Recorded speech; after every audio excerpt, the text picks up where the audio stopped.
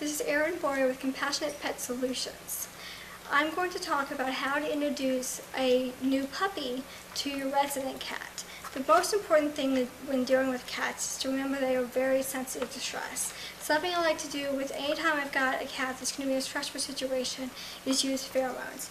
Pheromones, like the Good Behavior Collar, is a pheromone collar you can put around their neck, and a Feel Away spray is basically a calming kind of pheromone that mimics the pheromones that mom gives off when they're kittens. Kind of helps calm them down. I like to get this collar on the cat or spray some Feel Away around before you even start the introductions. The first step of the introductions is going to be a closed, basically solid barrier.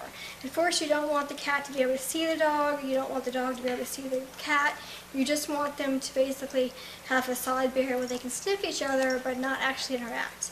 Once you have established that that seems to be okay and you've put some toys and some treats on either side of the door, then you can move until where you actually have a situation where you switch rooms. You take the cat and put it where the dog is, and take the dog and put it where the cat is. They can smell each other without actually touching.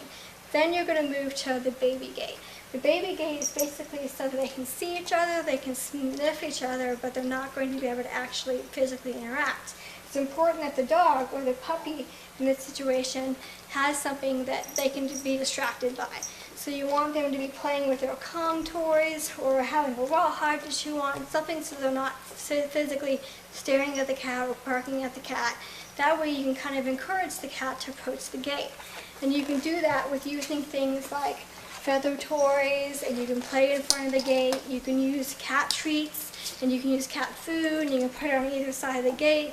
That way you got positive associations between the cat and the dog. Once you've decided that it's okay for them to be off in actual physical contact, you can use something like the leash.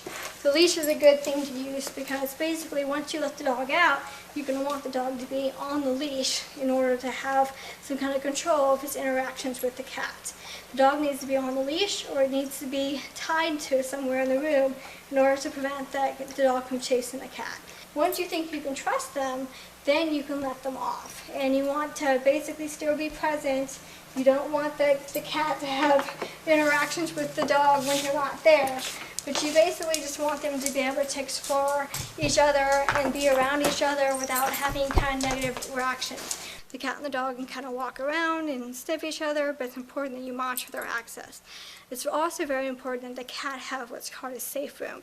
The safe rooms are basically an area where the cat is allowed to be, but the dog is not. Oftentimes you use baby gates for this, something the cat can jump over or go under, and the dog is not allowed in. And that's important to maintain throughout their relationship, to have some area where the cat can get away from the dog and there isn't any kind of interference there.